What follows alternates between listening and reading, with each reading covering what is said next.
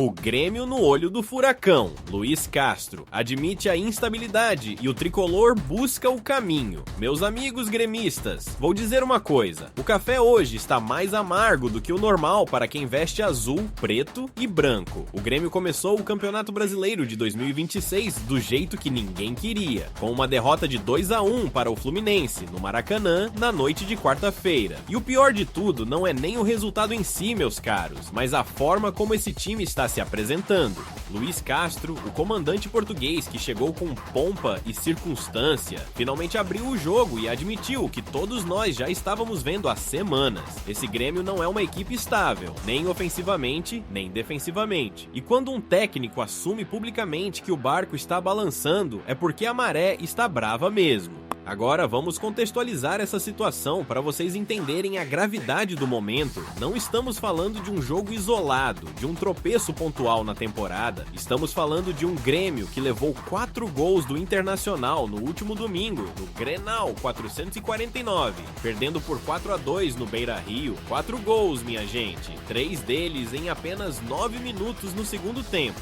Foi uma verdadeira capitulação, um colapso defensivo que expôs todas as fragilidades que vínhamos mascarando nos jogos anteriores do Gauchão. E aí o que faz Luiz Castro? Promove mudanças no time para enfrentar o Fluminense, tentando dar uma resposta à torcida, tentando mostrar que não ia deixar passar em branco aquela humilhação no clássico, mas as mudanças não surtiram o efeito esperado. O tricolor foi para o Rio de Janeiro, enfrentou o Flu com um time remendado, cheio de ajustes e voltou derrotado novamente. Vamos aos detalhes técnicos da partida contra o Fluminense, porque eles revelam muito sobre o estado atual desse elenco. Luiz Castro mexeu em 4 posições, tirou o Marcos Rocha da lateral direita, colocou o João Pedro no meio-campo, sacou o Cristaldo e Thiaguinho para dar lugar a Edenilson e Dodi. Na zaga, Gustavo Martins entrou no lugar de Noriega. E olha que interessante, Gustavo Martins tinha ficado de fora do Grenal porque havia perdido 2 dentes em um lance 10 dias antes. Voltou com proteção, voltou com vontade, mas nem assim o sistema defensivo funcionou. O Fluminense começou o jogo com intensidade, como Castro mesmo reconheceu na coletiva, e o Grêmio não conseguiu impor seu jogo. Nonato abriu o placar logo no início do segundo tempo, aproveitando um rebote.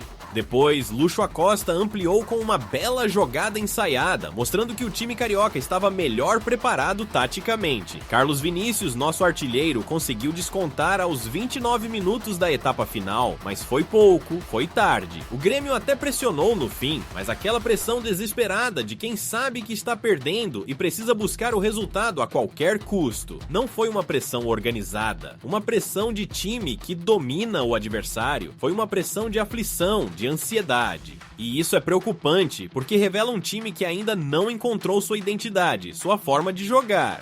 Luiz Castro admitiu isso na entrevista coletiva pós-jogo, com uma sinceridade brutal que surpreendeu até os jornalistas mais experientes que cobrem o clube. Não somos uma equipe estável, nem ofensivamente, nem defensivamente, disse o português, e completou: as fragilidades defensivas da pré-temporada ainda não estão totalmente resolvidas. Agora, meus amigos, vamos fazer uma análise mais profunda do que significa essa declaração de Luiz Castro. Quando um treinador assume publicamente que seu time não é estável, ele está dizendo várias coisas ao mesmo tempo. Primeiro, está pedindo tempo, paciência. Segundo, está tentando proteger os jogadores, assumindo para si a responsabilidade pelos resultados ruins. Terceiro, e talvez o mais importante, está mandando um recado para a diretoria. Eu preciso de reforços, eu preciso de mais tempo de trabalho, eu preciso de condições para consertar isso aqui. Castro foi enfático ao dizer que ninguém pode pensar que este ou aquele jogador que ficou de fora é o salvador do time. Foi uma alfinetada direta nas cobranças que estavam sendo feitas sobre as escalações, sobre as escolhas táticas. O treinador está dizendo: o problema não é fulano ou cicrano, o problema é coletivo, é estrutural. E tem outro ponto que Castro levantou na coletiva que merece nossa atenção, a questão dos jogadores jovens. Ele disse que é preciso ter cuidado ao falar dos mais novos, porque eles estão em formação, em progressão dentro do time principal. Isso é importante porque o Grêmio tem apostado muito nas categorias de base, tem promovido garotos para suprir as carências do elenco. Mas esses garotos precisam de tempo, precisam de paciência, precisam de um ambiente estável para se desenvolver, e neste momento o Grêmio não oferece nada disso. O time está sob pressão, sob crítica constante, e isso afeta diretamente o desenvolvimento desses jovens talentos. É um ciclo vicioso, o time não tem estabilidade, não pode dar tempo aos jovens, os jovens não se desenvolvem como deveriam, não conseguem ajudar o time a ter estabilidade. Vamos falar agora de dois jogadores que simbolizam bem o momento do Grêmio, Marcos Rocha e João Pedro. Marcos Rocha, que foi muito criticado no Grenal, começou no banco contra o Fluminense e só entrou no segundo tempo. E depois do jogo, em uma entrevista impressionante pela franqueza, o lateral admitiu: "Ainda não encontrei minha parte física e técnica ainda."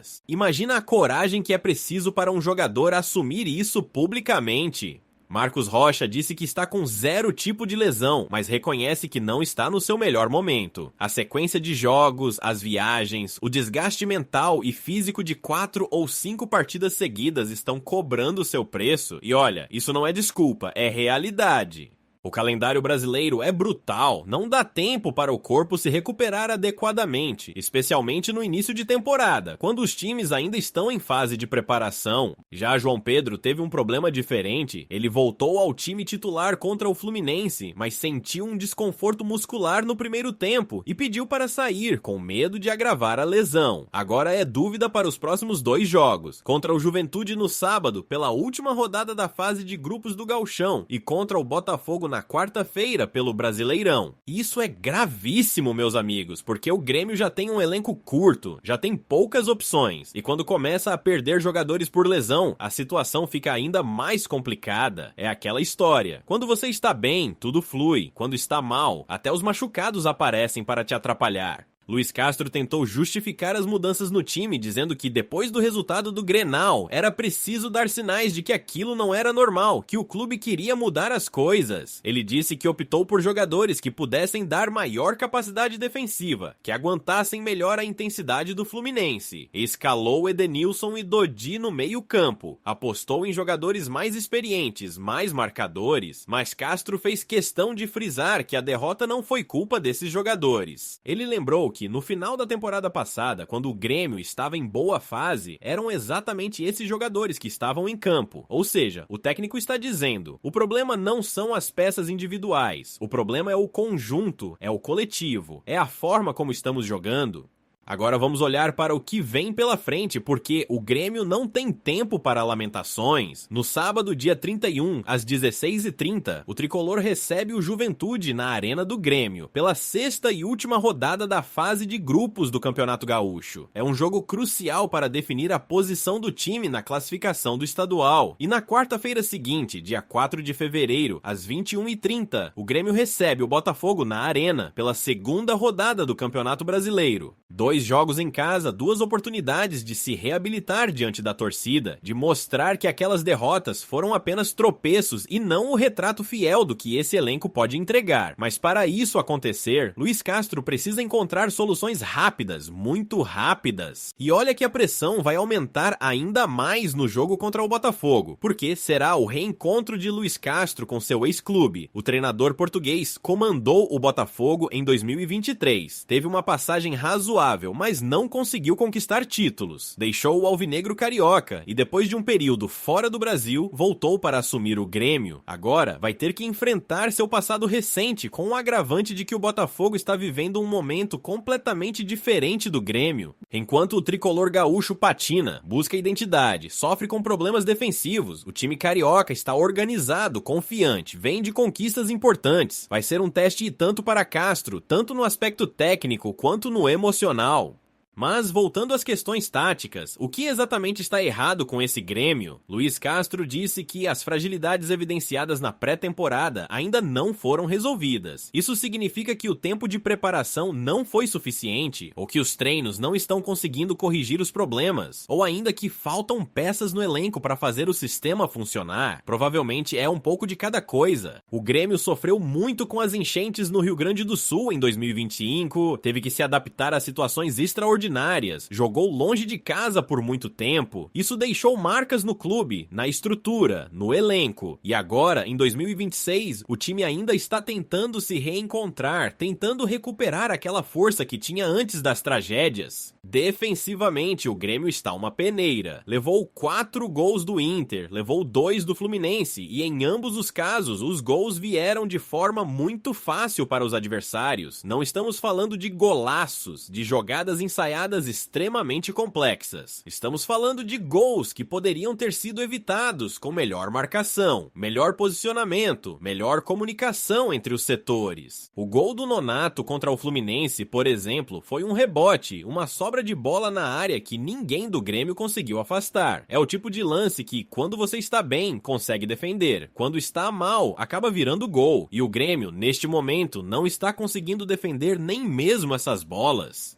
Ofensivamente, o time também não funciona. Carlos Vinícius é o único que consegue fazer gol com alguma regularidade, mas ele está isolado, não recebe apoio suficiente dos meias e dos pontas. O Grêmio tem dificuldade para criar chances claras, para furar retrancas, para impor seu ritmo de jogo. Quando enfrenta times que marcam bem, que se fecham na defesa, o tricolor não tem criatividade suficiente para desmontar a defesa adversária.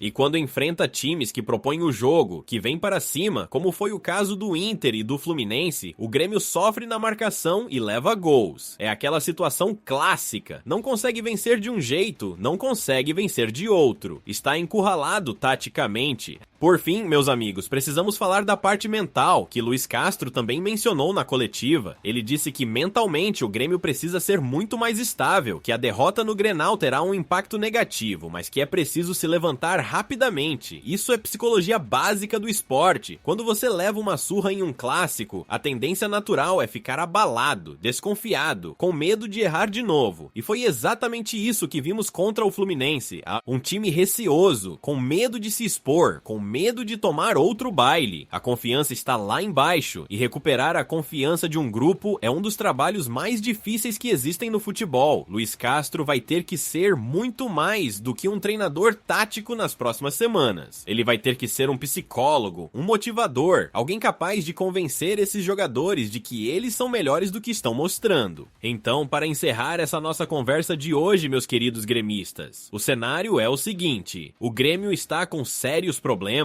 Não adianta esconder, não adianta maquiar. São 2 derrotas seguidas, problemas defensivos evidentes, instabilidade ofensiva, jogadores fora de forma, lesões começando a aparecer. Luiz Castro admitiu publicamente que o time não é estável, o que por um lado é honesto, mas por outro lado joga ainda mais pressão sobre o que vem pela frente. Os próximos 2 jogos, contra a Juventude e Botafogo, ambos na Arena, são fundamentais. Se o Grêmio não vencer pelo menos um deles, a crise vai se aprofundar, as cobranças vão aumentar, e aí fica difícil controlar a situação, mas se conseguir reagir, se conseguir mostrar evolução, organização, competitividade, talvez seja possível virar essa página e começar a construir algo sólido na temporada. O que não dá é para continuar assim, instável, inseguro, sofrendo gols bobos e não conseguindo criar chances claras. O torcedor gremista merece mais, o clube merece mais, e esse elenco tem obrigação de entregar mais. É isso aí, pessoal, vamos acompanhando. Até a próxima! PS, que posição nosso Grêmio mais carece? Marcos Rocha é uma avenida, né?